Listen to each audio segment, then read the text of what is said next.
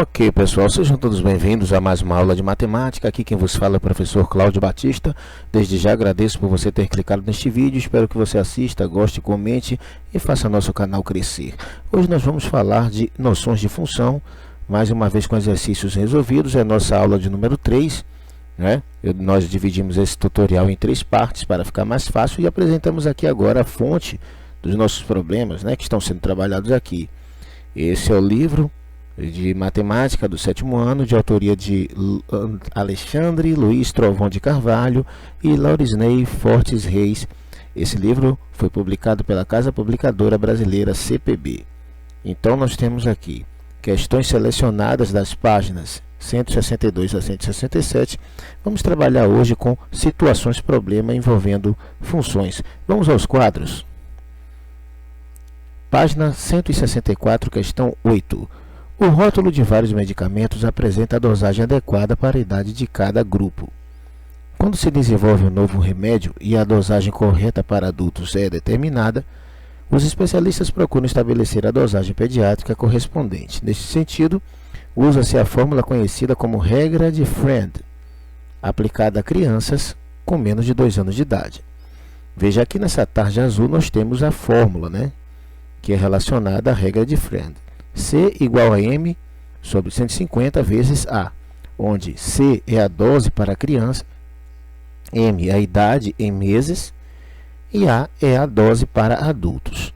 Aqui, essa questão está dividida em 3 perguntinhas, nós vamos resolver uma em cada quadro. A primeira que ele pede para calcular a idade em meses de uma criança de 1 ano e 3 meses. Ora, 1 ano tem 12 meses, mais 3 meses... Então, a gente vai ter 15, né? Então, essa daqui é muito fácil. Uma criança com 1 ano e 3 meses, a idade dela em meses é de 15 meses. Vamos à próxima pergunta.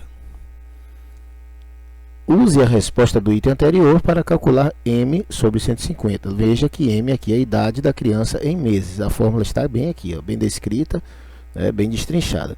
Então, nós vamos pegar o 15, né, que foi o valor que nós encontramos lá no questão anterior, e substituir por M. Então, vamos calcular essa razão aí, nós vamos ter o quê? 0,1. Você pode pausar o vídeo e fazer aí a divisão. Você vai encontrar esse valor. Vamos para a próxima pergunta. Se a dosagem para adultos é de 3 comprimidos, qual será a dose infantil? Aí ele dá aqui uma dica, né? Utilize o resultado do item B e calcule M sobre 150 vezes A. Ora, M sobre 150 nós já calculamos lá no item anterior, que nós encontramos o quê? Encontramos 0,1. Nós vamos multiplicar esse valor pelo 3, né, que foi o que foi sugerido aqui na questão, e vamos ter o seguinte resultado, 0,3. Está resolvida aí a questão C. Vamos para a D. Se C é igual a 1 sobre 2 e M é igual a 20, encontre A. E ele pergunta ainda, que informação você obteve? Veja, a fórmula está aqui, mais uma vez, repito, né? Agora eu vou colocar ela da forma aqui abreviada. C é igual a M sobre 150 vezes A. E nós vamos substituir os valores que ele forneceu aqui. No caso, o C vai ficar, onde tiver C, nós vamos colocar 1/2. E onde tiver M, nós vamos colocar 20. Vamos lá. Então, aqui está feita a substituição. Agora vamos só ajustar aqui esse valor no segundo membro, né? Trazer esse A para perto do 20, fica uma coisa mais compacta. E agora nós vamos fazer o que? A multiplicação em cruz, ou seja, vamos multiplicar cruzado aqui, ó, na diagonal. Esse 2 vai multiplicar o 20A e esse 1 vai multiplicar o 150. O que é que nós vamos ter aqui? Nós vamos ter 40A igual a 150. Agora só nos resta calcular o valor do A. A igual a 150 sobre 40, A é igual a 3,75. E que informação é essa? Ora, essa informação aí é a dose recomendada para adultos. Então está resolvida essa questão. Vamos à próxima. 2 carros começam uma viagem separados por 550 km. Eles trafegam em direções opostas e se encontrarão em algum ponto da estrada. Um veículo faz o trajeto a uma velocidade de 60 km por hora e o outro a uma velocidade de 50 km por hora. Aí tem 2 perguntas aqui. Ó. A que distância eles estarão após 3 horas? Essa é a primeira pergunta. E a segunda, quanto tempo levará para que ambos se encontrem? para resolver essa questão, que está muito ligada aí à física, né? Você vai estar estudando física daqui a algum tempo. Logo no começo do primeiro ano do ensino médio, você vai trabalhar com a cinemática, né? Com a mecânica dos movimentos. Então, para resolver uma questão como essa, eu sugiro que se faça um esquema. Desenhei aqui um esqueminha para trazer para vocês. Esse segmento de reta aqui representa a estrada, né? O trecho da estrada, de 0 km até 550 km. Aqui é o que separa eles dois, né? Esse valor aqui, 550 km. E vou trazer aqui o desenho de dois carrinhos. O carrinho verde está partindo do início da trajetória e o carrinho amarelo lá do final. Eles estão trafegando em direções opostas, né? Uma hora eles vão se cruzar na estrada, ok? O que é que nós precisamos saber para resolver essa questão? Bom, primeiro nós temos que entender o conceito de velocidade, ok? Velocidade. O que é velocidade? Velocidade, vamos dar um exemplo aqui para você entender. Vamos supor que você coloque um carro para andar aqui nessa pista e ele ande aí uma velocidade de 60 km por hora. Veja, a cada hora ele vai andar 60 km. Tá certo? Então a distância que ele vai percorrer nesse momento aí vai ser o quê? Vai ser 60 vezes 1. A cada hora que ele andar, você vai contar uma hora, não é isso? Então o espaço dele, o espaço é igual à velocidade vezes o tempo que ele vai levar. Então a velocidade está diretamente ligada ao tempo e ao espaço que ele percorre. Então, velocidade é o espaço que ele percorre dividido pelo tempo que ele gasta para fazer o percurso. Então, isso é a primeira coisa. A gente tem que ter em mente esse conceito. Quando essa questão foi construída, o autor partiu do pressuposto que o aluno entendia o conceito de velocidade. Se você não entende, você pausa o vídeo e pesquisa o conceito de velocidade, mas aqui eu já estou adiantando para você. Velocidade é a razão do espaço percorrido pelo tempo que foi gasto para isso. Então, quer dizer que espaço é igual a velocidade vezes tempo. E por que eu preciso desse espaço? Eu vou explicar já já para vocês. Eu tenho que levar em consideração o ponto de onde o carro está partindo. Veja, esse carro veio de parte do 0 km e esse daqui parte do quilômetro 550. Então, eu vou usar, para construir a função de cada carrinho, eu vou usar aqui, o espaço é igual a local de partida mais velocidade vezes tempo. Esse local de partida aqui, cada um vai ter o seu. Um é o 0 e o outro é 550. Agora sim eu vou armar a função de cada um desses carrinhos. E vou usar essa forma genérica aqui, que é a forma genérica da função do primeiro grau. Lembra disso? Pois é. Vamos mudar de quadro para poder terminar a resolução dessa questão. Agora que nós já sabemos os conceitos que vamos trabalhar, vamos fazer o seguinte. Usando essa forma genérica para poder calcular a função de cada carro, nós vamos preencher esses espaços assim. Vamos chamar a equação do carro A de EA, ok? Espaço do A. O espaço do A é o que? 0, que ele parte do 0 km, mais 60, que é a velocidade dele, vezes T. Ok? Lembra disso lá, 60 vezes T. A cada hora ele anda 60 km.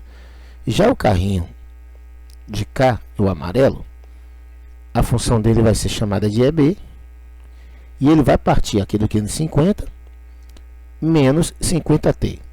Cláudio, por que essa velocidade está negativa? Simples, o carro amarelo está trafegando no sentido contrário da estrada. É por isso que ele está aqui com esse sinal negativo. Não confundir velocidade negativa com desaceleração. Isso é um outro conceito, tá bom? Então, se ele está trafegando no sentido oposto, eu quero fazer uma comparação aqui com o carro verde, eu coloco a velocidade dele negativa. Tudo bem até aí? Vamos lá. Agora sim eu posso responder as duas questões. Ele pergunta em 3 horas quanto cada carrinho desse vai ter se deslocado. Então vou usar a função que eu usei para o carro verde para calcular a distância que o carro verde vai percorrer. A cada hora são 60 km, é isso? Multiplicado por 3.